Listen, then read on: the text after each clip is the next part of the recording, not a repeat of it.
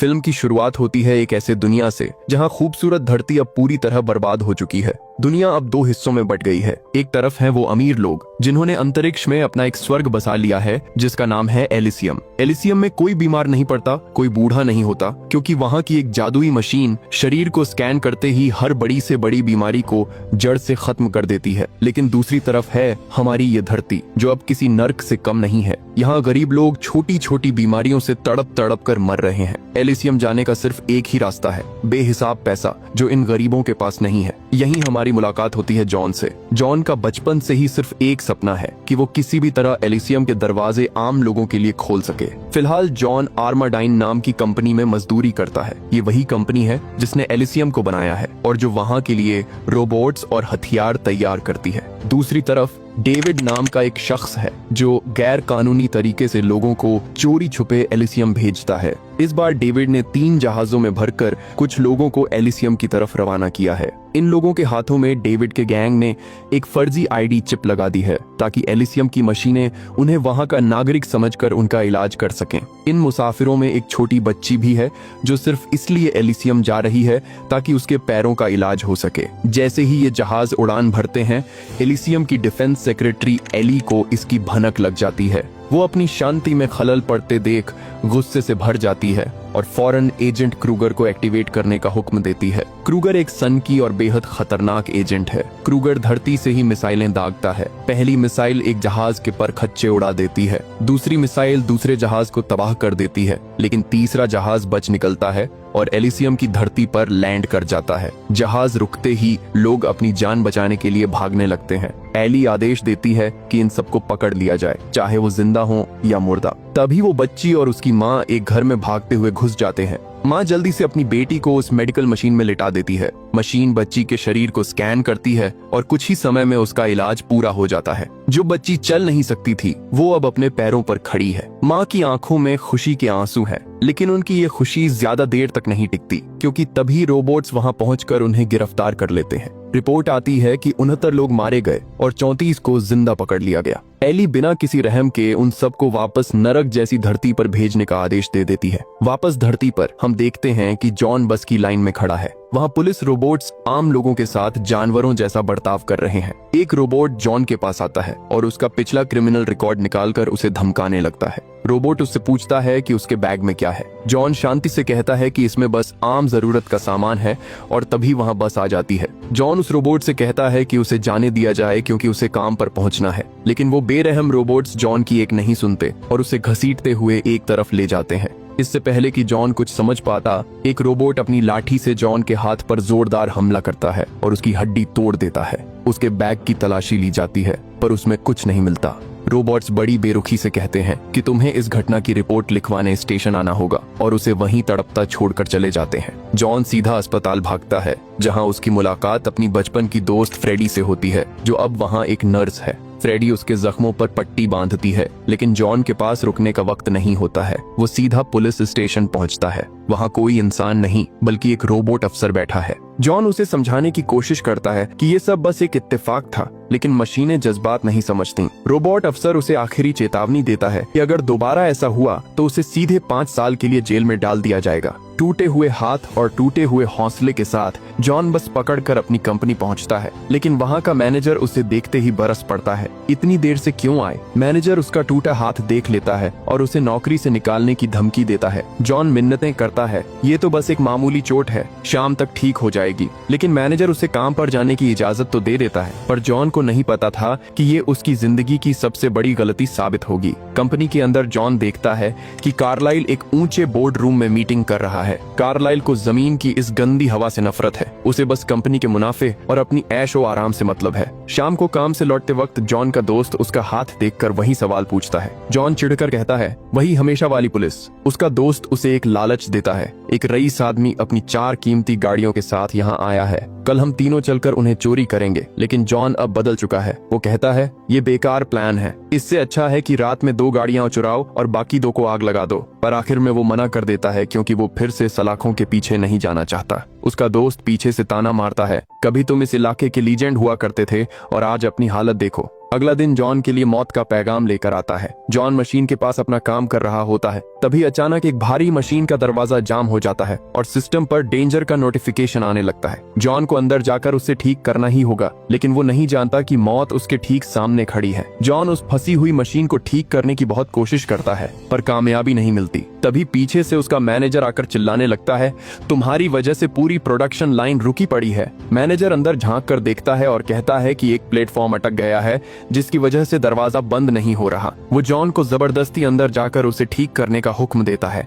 John जानता है कि ये बहुत खतरनाक है और वो मना कर देता है, लेकिन मैनेजर उसे धमकी देता है, या तो अंदर जाओ या अपनी नौकरी से हाथ धो लो। मजबूरी में जॉन मशीन के अंदर कदम रखता है। जैसे ही वो उस प्लेटफॉर्म को सीधा करता है, किस्मत उसे धोखा दे देती है। मशीन का भारी दरवाजा अचानक बंद हो जाता है। सिस्टम चिल्लाने लगता है कि मशीन के अंदर कोई इंसान फंस गया है। इससे पहले कि कोई कुछ कर पाता, जानलेवा रेडिएशन जॉन के शरीर के आर पार हो जाता है। बाहर खड़े मजदूर चिल्लाते रह जाते हैं, पर दरवाजा नहीं खुलता। जब एक रोबोट जॉन को बाहर निकालता है तो वो बेसुध पड़ा होता है। होश आने पर उसके सामने एक रोबोट खड़ा होता है, जो बड़ी बेरुखी से उसे उसकी मौत की तारीख बताता है। तुम्हारे शरीर में घातक रेडिएशन फैल चुका है और अब तुम्हारे पास जीने के लिए सिर्फ 5 दिन बचे हैं। तभी कंपनी का लालची कार्लाइल वहां पहुंचता है। उसे इस बात की परवाह नहीं कि जॉन मर रहा है, उसे फिक्र है तो बस अपने मुनाफे की। वो मैनेजर से कहता है, कोई जिए या मरे मुझे फर्क नहीं पड़ता, प्रोडक्शन रुकना नहीं चाहिए। इतना कहकर वो वहां से चला जाता है। रोबोट जॉन को कुछ दवाइयां पकड़ा देता है और कहता है कि जब तक जिंदा हो ये खाते रहो ताकि काम कर सको। दूसरी तरफ एलिसियम में सेक्रेटरी एली की क्लास लगाई जा रही है। कमिटी उसे फटकार लगाती है कि कल उसने मासूमों की जान ली और उस पागल एजेंट क्रूगर का इस्तेमाल किया। उसे आखिरी चेतावनी देकर एजेंट क्रूगर को नौकरी से निकाल दिया जाता है। जब धरती पर क्रूगर को ये खबर मिलती है तो वो गुस्से से पागल हो जाता है और अपने हथियार वापस करने से साफ इनकार कर देता है। इधर जॉन की हालत बिगड़ती जा रही है। घर लौटते वक्त वो रास्ते में ही गिर पड़ता है। उसका दोस्त उसे संभाल कर घर लाता है। जॉन उसे बताता है कि रेडिएशन की वजह से उसके पास सिर्फ 5 दिन है और उसका इलाज सिर्फ एलिसियम की जादुई मशीन ही कर सकती है। वो फैसला करता है कि उसे डेविड के पास जाना होगा। उसका दोस्त समझाता है कि डेविड का टिकट बहुत महंगा है, पर जॉन जिद पर अड़ा है। जॉन डेविड के ठिकाने पर पहुंचता है और एलिसियम की आईडी और टिकट मांगता है। डेविड हंसते हुए पूछता है, क्या तुम्हारे पास टिकट के पैसे हैं? जॉन कहता है कि वो वापस आकर उसके लिए काम करेगा, पर डेविड उसे हल्के में लेता है। वो कहता है, रोज हजारों लोग यही कहते हैं और अगर तुम जिंदा वापस ही नहीं आए तो? तभी जॉन का सब्र जवाब दे जाता है। वो डेविड की गर्दन पर पेन टिका देता है और दहाड़ कर कहता है, तुम्हारी वजह से मैं 5 साल जेल में सड़ चुका हूँ। मुझे वो टिकट चाहिए क्योंकि मैं 5 दिन में मरने वाला हूँ। जॉन की हालत और उसकी हिम्मत देखकर डेविड मान जाता है, लेकिन वो एक शर्त रखता है, तुम्हें मेरे लिए एक बहुत ही खतरनाक मिशन को अंजाम देना होगा। डेविड उसे अपने ऑफिस के अंदर ले जाता है और एक छोटी सी चिप दिखाकर कहता है, ये है तुम्हारी आजादी का टिकट। स्पाइडर का प्लान बड़ा ही खतरनाक है। वो चाहता है कि जॉन एलिसियम के किसी करोड़पति का डेटा चोरी करे और इस चिप की मदद से उसे अपने दिमाग में डाउनलोड कर ले। एक बार डेटा मिल गया तो एलिसियम के अमीरों की पूरी दौलत डेविड की होगी। जॉन की हालत समय समय पर बिगड़ रही थी, इसलिए डेविड उसे एक एक्सोसूट दिखाता है और कहता है कि इसे तुम्हारे शरीर में फिट करना होगा ताकि तुम एक सुपर ह्यूमन की तरह लड़ सको। जॉन के दिल में अपने कार्लाइल के लिए नफरत भरी थी, इसलिए वो टारगेट के तौर पर कार्लाइल को ही चुनता है। दूसरी तरफ एलिसियम में कार्लाइल और डिफेंस सेक्रेटरी एली के बीच एक गुप्त मीटिंग होती है। एली सत्ता की भूखी है। वो कार्लाइल से कहती है कि एलिसियम के पूरे सिस्टम को ही रीब्यूट कर दिया जाए ताकि एक नया प्रेसिडेंट चुना जा सके और सारा कंट्रोल एली के हाथ में आ जाए। कार्लाइल इस गंदी डील के लिए तैयार हो जाता है। इधर धरती पर जॉन को ऑपरेशन रूम में ले जाया जाता है। सैंड्रो उसे चेतावनी देता है कि इस ऑपरेशन में बेहिसाब दर्द होने वाला है। जॉन के शरीर की हड्डियों में ड्रिल करके वो भारी भरकम लोहे का एक्सोसूट फिट कर दिया जाता है। अगली सुबह जब जॉन को होश आता है तो वो अब एक मामूली इंसान नहीं बल्कि लोहे से जुड़ा एक खतरनाक योद्धा बन चुका है। उसके पास अब खोने के लिए कुछ नहीं है, बस एलिसियम पहुंचने की एक धुन है। उधर कार्लाइल अपनी कोडिंग पूरी कर लेता है। वो उस बेशकीमती डेटा को अपने दिमाग में इस तरह लॉक करता है कि अगर डेटा के साथ कोई छेड़छाड़ हुई तो कार्लाइल की जान भी जा सकती है। अब मिशन शुरू होता है। जॉन और उसकी टीम कार्लाइल की कंपनी के बाहर से जहां घात लगाकर बैठ जाते हैं। जैसे ही कार्लाइल का प्राइवेट शिप उड़ान भरता है, जॉन अपनी पोजीशन लेता है। एली को मैसेज मिलता है कि कार्लाइल एलिसियम के लिए निकल चुका है, लेकिन उसे नहीं पता था कि बीच रास्ते में मौत उसका इंतजार कर रही है। जॉन जहाज पर निशाना साधता है और रॉकेट फायर कर देता है। आसमान में धमाका होता है और कार्लाइल का जहाज नीचे गिरने लगता है। एलिसियम में बैठी एली को उसे डर है कि अगर कार्लाइल मारा गया तो एलिसियम पर कब्जा करने की उसकी चाबी हमेशा के लिए खो जाएगी। वो फौरन अपने सबसे खूंखार एजेंट क्रूगर को कॉल करती है। वो उसे एक पूरा जंगी जहाज और 2 साथी देकर आदेश देती है। कार्लाइल के दिमाग में जो सीक्रेट डेटा है उसे हर हाल में बचाना है, चाहे इसके लिए पूरी धरती को ही क्यों न जलाना पड़ दे। कार्लाइल का जहाज जमीन पर गिरते ही जॉन अपनी टीम के साथ वहां पहुंच जाता है। अंदर फंसा कार्लाइल अपने रोबोट्स को हुक्म देता है कि बाहर खड़े लोगों को जान से मार दो। तभी गोलियां चलने लगती हैं। एलिसियम में बैठी एली को पल पल की रिपोर्ट मिल रही है। जॉन देखता है कि रोबोट्स उन पर भारी पड़ रहे हैं तो वो अपनी सबसे खतरनाक गन निकालता है और रोबोट के परखच्चे हवा में उड़ जाते हैं। जॉन और उसका दोस्त लेजर से जहाज का दरवाजा काटते हैं और कार्लाइल को बाहर घसीट लाते हैं। तभी एक और रोबोट हमला करता है, पर जॉन बड़ी बेरहमी से उसका सिर धड़ से अलग कर देता है। इसी बीच को एक गोली कार्लाइल लग जाती है। जॉन बिना समय गवाए डेटा ट्रांसफर शुरू कर देता है। कार्लाइल कराहते हुए कहता है, तुम्हें अंदाजा भी नहीं कि तुम क्या कर रहे हो। देखते ही देखते डेटा ट्रांसफर पूरा हो जाता है, पर ऐसा लगता है जैसे डेटा करप्ट हो गया है। तभी आसमान से मौत बनकर एजेंट क्रूगर का जहाज उतरता है। क्रूगर आते ही तबाही मचा देता है और सैंड्रो को मौत के घाट उतार देता है। जॉन और उसका दोस्त गाड़ी लेकर भागने की कोशिश करते हैं, पर क्रूगर उनकी गाड़ी को पलट देता है। वो जॉन को बाहर निकालकर बुरी तरह पीटने लगता है। जब जॉन का दोस्त क्रूगर पर हमला करता है तो क्रूगर बिना रहम दिखाए उसे मार डालता है। जॉन किसी तरह क्रूगर पर गोली चलाकर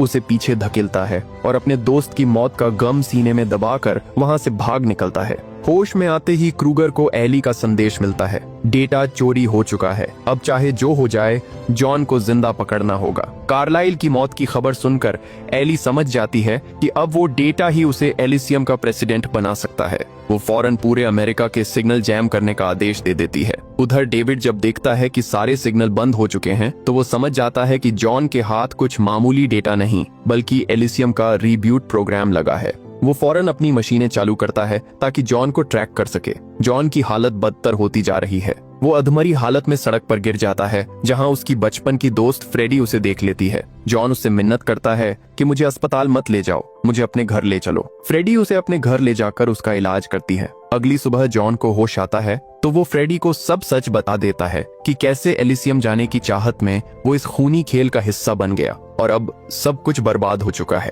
फ्रेडी अपनी छोटी सी बेटी को जॉन से मिलवाती है। जॉन को एहसास होता है कि उसकी वजह से इन दोनों की जान को भी खतरा हो सकता है, इसलिए वो फौरन वहां से निकलने का फैसला करता है। लेकिन तभी फ्रेडी उसे रोक लेती है और रोते हुए एक ऐसी सच्चाई बताती है जिसे सुनकर जॉन सन्न रह जाता है। फ्रेडी की बेटी को लास्ट स्टेज का कैंसर है और उसके पास अब ज्यादा समय नहीं बचा। फ्रेडी जॉन से मिन्नत करती है कि वो उसकी बच्ची को एलिसियम ले जाए, क्योंकि सिर्फ वहीं उसका इलाज मुमकिन है। जॉन उसे समझाने की कोशिश करता है कि उसके पीछे बहुत खतरनाक लोग पड़े हैं और वो उन्हें खतरे में नहीं डाल सकता। वो सॉरी बोलकर वहां से निकल जाता है। जैसे ही जॉन घर से बाहर कदम रखता है उसे आसमान में एक जासूसी ड्रोन नजर आता है। वो एक गाड़ी के पीछे छुपकर उस पर पत्थर मारता है, लेकिन तब तक बहुत देर हो चुकी थी। क्रूगर के सिस्टम ने जॉन की लोकेशन ट्रैक कर ली थी। क्रूगर अपने एजेंटों को नीचे उतरने का हुक्म देता है। अंदर फ्रेडी अपनी किस्मत पर रो रही थी। तभी क्रूगर के एजेंट काल बनकर घर में घुस आते हैं। वो फ्रेडी के साथ बदसलूकी करते हैं और जॉन का पता पूछते हैं। जब उन्हें कुछ पता नहीं चलता तो वो फ्रेडी और उसकी मरती हुई बेटी को किडनैप कर लेते हैं। इधर जॉन दोबारा डेविड के ठिकाने पर पहुंचता है। डेविड हैरान है कि एलिसियम के लोग इस डेटा के पीछे इतने पागल क्यों हैं। जॉन कहता है कि मिशन फेल हो चुका है और डेटा करप्ट है, बस उसे किसी भी तरह एलिसियम भेज दिया जाए। डेविड उसे कंप्यूटर से कनेक्ट करता है और जैसे ही डेटा स्क्रीन पर आता है डेविड चिल्लाकर कहता है, जॉन ये कोई मामूली डेटा नहीं है, ये एलिसियम का रिब्यूट प्रोग्राम है। जिसके पास ये डेटा होगा पूरा एलिसियम उसके इशारों पर नाचेगा। तुम इस वक्त एलिसियम की चाबी अपनी खोपड़ी में लेकर घूम रहे हो। डेविड उसे बताता है कि इस डेटा से वो दुनिया के हर गरीब को एलिसियम का नागरिक बना सकता है। जॉन कहता है कि उसे अभी जाना है, लेकिन डेविड कहता है कि सिग्नल जैम है और उसे कम से कम 3-4 दिन लगेंगे। जॉन के पास इतना समय नहीं था। वो गुस्से में वहां से निकल जाता है, पर डेविड चुपके से उस पर एक जीपीएस लगा देता है। जॉन सीधा उसी जासूसी डिस्क के पास पहुंचता है और चिल्लाकर कहता है कि अगर क्रूगर का जहाज नीचे नहीं उतरा तो वो खुद को उड़ा लेगा। जैसे ही क्रूगर का जहाज लैंड करता है जॉन अपने हाथ में एक ग्रेनेड लेकर उन्हें डराता है। वो शर्त रखता है कि अगर उसे इलाज के लिए ऊपर नहीं ले जाया गया तो वो अपना सिर उड़ा लेगा और सारा डेटा हमेशा के लिए खत्म हो जाएगा। एजेंट क्रूगर मजबूर हो जाता है और जॉन को अपने साथ एलिसियम ले जाने के लिए तैयार हो जाता है। जहाज में बैठते ही जॉन की नजर फ्रेडी पर पड़ती है। उसे खुद पर बहुत पछतावा होता है कि उसकी वजह से फ्रेडी और उसकी मासूम बच्ची आज मौत के साए में है। उधर क्रूगर एली को अपडेट देता है कि वो जॉन को लेकर एलिसियम आ रहा है। एली फौरन सिग्नल जैम हटाने का आदेश देती है। धरती पर जैसे ही सिग्नल वापस आते हैं, डेविड को जॉन की लोकेशन मिल जाती है। वो देखता है कि जॉन एलिसियम पहुंचने वाला है। डेविड चिल्लाकर अपने आदमियों को तैयार होने का हुक्म देता है। हमें अभी के अभी एलिसियम निकलना होगा। डेविड की टीम एक गुप्त जहाज में सवार होकर आसमान की ओर निकल पड़ती है। यहाँ एलिसियम में क्रूगर का जहाज लैंड करने ही वाला होता है कि तभी क्रूगर और उसके साथी जॉन से वो ग्रेनेड छीनने की कोशिश करते हैं। हाथापाई इतनी बढ़ जाती है कि जहाज का कंट्रोल सिस्टम फेल हो जाता है और सब हवा में तैरने लगते हैं। इसी खींचतान में ग्रेनेड जॉन के हाथ से छूटकर फट जाता है। धमाका इतना जोरदार होता है कि क्रूगर का चेहरा बुरी तरह उड़ जाता है और जहाज एलिसियम के रिहायशी इलाके में जा गिरता है। तबाही का नजारा देखकर एली हेडक्वार्टर में लेवल 5 का हाई सिक्योरिटी अलर्ट जारी कर देती है। एलिसियम का प्रेसिडेंट उसे रोकने की कोशिश करता है, पर एली सत्ता के नशे में चूर है। वो साफ कह देती है कि अब यहाँ उसकी हुकूमत चलेगी। दूसरी तरफ मलबे से निकलकर फ्रेडी अपनी बेटी को गोद में उठाकर पास के एक घर की ओर भागती है। वो उसे मेडिकल मशीन में लिटाती है, पर मशीन उसे नॉन सिटीजन बताकर काम करने से मना कर देती है। तभी एक सिपाही आकर फ्रेडी को बेहोश कर देता है। जॉन की जब आंख खुलती है तो वो खुद को जंजीरों में जकड़ा हुआ पाता है। एली और उसके वैज्ञानिक जॉन के दिमाग से वो कीमती डेटा निकालने की तैयारी कर रहे हैं। साइंटिस्ट चेतावनी देता है कि अगर डेटा निकाला गया तो जॉन की जान चली जाएगी। एली बड़ी बेरहमी से जवाब देती है, कोई फर्क नहीं पड़ता, बस डेटा सुरक्षित होना चाहिए। इतना कहकर वो वहां से निकल जाती है। उसी समय डेविड और उसकी टीम भी एलिसियम की धरती पर कदम रख चुकी है। क्रूगर के साथ ही उसे एक खास मेडिकल मशीन पर रखते हैं। मशीन क्रूगर के उड़ चुके चेहरे को दोबारा बनाना शुरू करती है और कुछ ही समय में वो सन की एजेंट फिर से जिंदा हो जाता है। उठते ही उसकी जबान पर सिर्फ एक ही नाम है, जॉन कहाँ है। उधर जॉन वैज्ञानिकों पर हमला कर देता है। वो एक साइंटिस्ट का गला पकड़कर पूछता है कि बच्ची कहाँ है। पता चलता है कि उसे लेवल 3 पर ले जाया गया है। जॉन की हालत खराब है, पर वो रुकने वाला नहीं है। तभी एली क्रूगर के पास पहुंचती है और उसे खरी खोटी सुनाने लगती है। तुमने सब बर्बाद कर दिया। मैंने तुम्हें काम शांति से करने को कहा था और तुमने पूरे एलिसियम में शोर मचा दिया। क्रूगर पहले से ही पागल था और एली की बातें उसके गुस्से की काम करती हैं। एली को अंदाजा भी नहीं था कि वो जिस आग से खेल रही है वो उसे ही जलाकर राख कर देगी। एली डरते हुए कहती है कि अगर सच सामने आया तो हम दोनों को फांसी हो जाएगी, पर क्रूगर अब किसी के काबू में नहीं था। वो एली अब उस डेटा की मदद से नया प्रेसिडेंट बनने वाली थी। तभी क्रूगर अपने आदमियों को पूरे हेडक्वार्टर को जला देने का हुक्म देता है। वो खुद भी एक बेहद शक्तिशाली एक्सोसूट पहन लेता है ताकि वो जॉन को हरा सके। चारों तरफ आग और चीखें सुनाई दे रही हैं। तभी जॉन की नजर स्क्रीन पर डेविड पर पड़ती है। जॉन चिल्लाकर कहता है, डेविड, तुम दुनिया के हर गरीब को यहाँ का नागरिक बना सकते हो, बस मुझे मेन सिस्टम तक पहुंचा दो। जॉन अपनी आखिरी दवाई निगलकर लिफ्ट की ओर भागता है। वहाँ एक सैनिक फ्रेडी को मारने ही वाला होता है कि जॉन पीछे से आकर काल बनकर उस पर टूट पड़ता है। गोलियों के बीच जॉन अपनी जान की बाजी लगाकर उन सैनिकों के पर खच्चे उड़ा देता है। वो फ्रेडी से कहता है, फ्रेडी,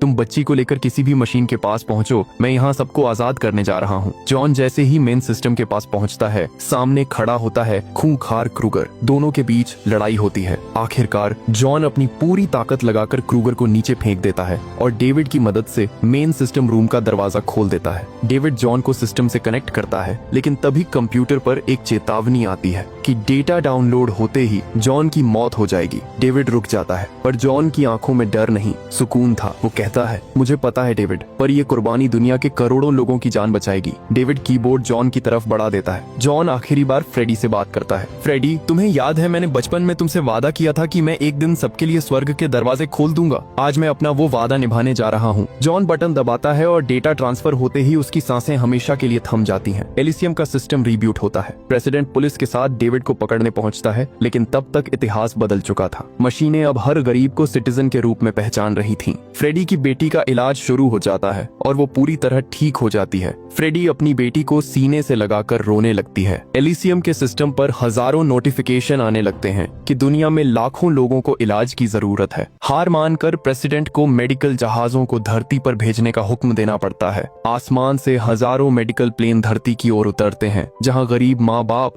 अपने बीमार बच्चों को लेकर उम्मीद की नजरों से देख रहे हैं। जॉन ने अपनी जान देकर धरती को नर्क से आजाद कर दिया था। तो ये था इस फिल्म की कहानी। अगर आपको यह एक्सप्लेनेशन पसंद आई हो तो वीडियो को लाइक करना और चैनल को सब्सक्राइब करना मत भूलना। बेल आइकन भी दबा देना ताकि अगली मूवी की अपडेट आपसे मिस न हो जाए। मिलते हैं आपसे अगली वीडियो में, तब तक के लिए गुड बाय।